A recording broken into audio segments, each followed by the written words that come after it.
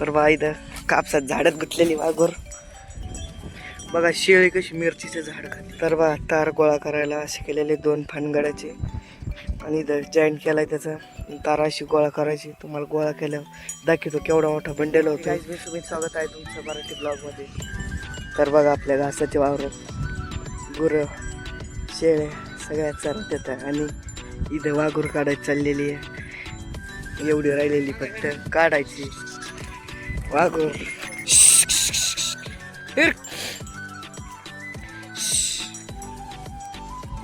इकडेच येत होते सगळे वाघुरी करतो काढायला आणि घास टाकायचा आहे. मोडून होता एक पुढं बी काही वाळलेले त्याच्यातून पाणी नव्हतं म्हणून, आणि पातळ बी झाले काही घास वाफेतला घास.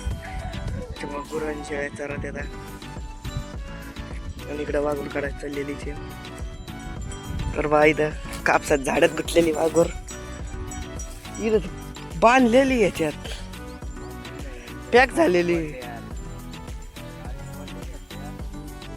पॅक झाली पॅक वाघूर कापसाच्या झाडात काड्यात.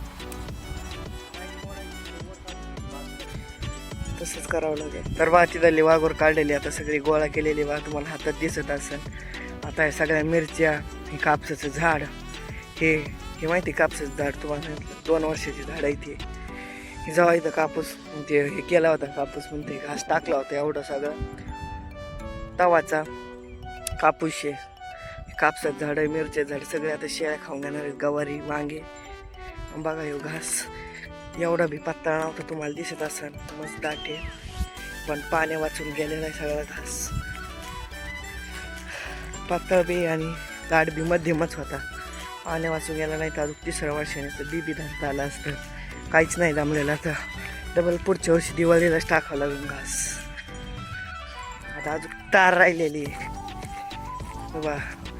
वाघूर बी होती आणि तार बी, तार दिसत असते मला. सगळं गोल आहे अजून तारीचा सोडायचा सगळा घासाचा. हे बा वर जसं नांगरेल दिसत असेल तुम्हाला, तसंच आता खाली आलं ट्रॅक्टरवाला लगेच नांगरून घ्यायचंय.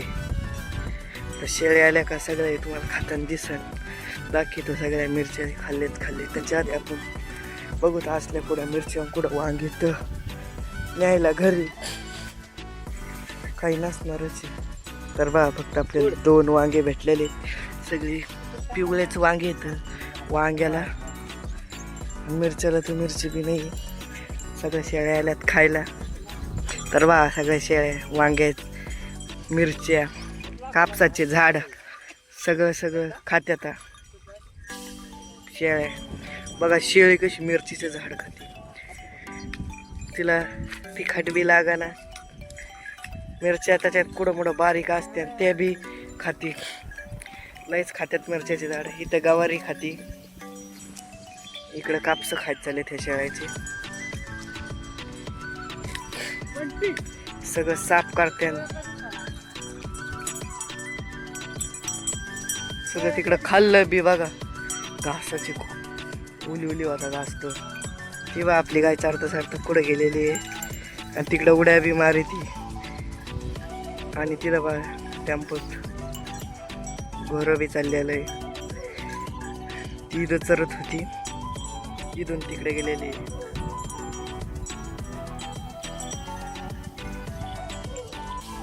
तर बा तार गोळा करायला असे केलेले 2 फानगडाचे आणि इथं जॉईंट केलाय त्याचा. तार अशी गोळा करायची. तुम्हाला गोळा केल्यावर दाखवतो केवढा मोठा बंडेल होतोय. 2 येडे इथे सगळे. आता पहिला येडा चाललाय गोल पैकी एवढा झालाय. खाल्लं वांगा गाईने. तर बा इथं तार गोळा करत चालली. अशी गोळा करते तर तार. तर बा इथं वाघूर आणि तार गोळा करून ठेवलेली. सगळं आधी वाघूर गोळा केली, मग तार गोळा केली. सगळं घासाचा वावर मोकळं झालेलं आहे. मग भेटूत परत एकदा नांगराच्या टायमाला.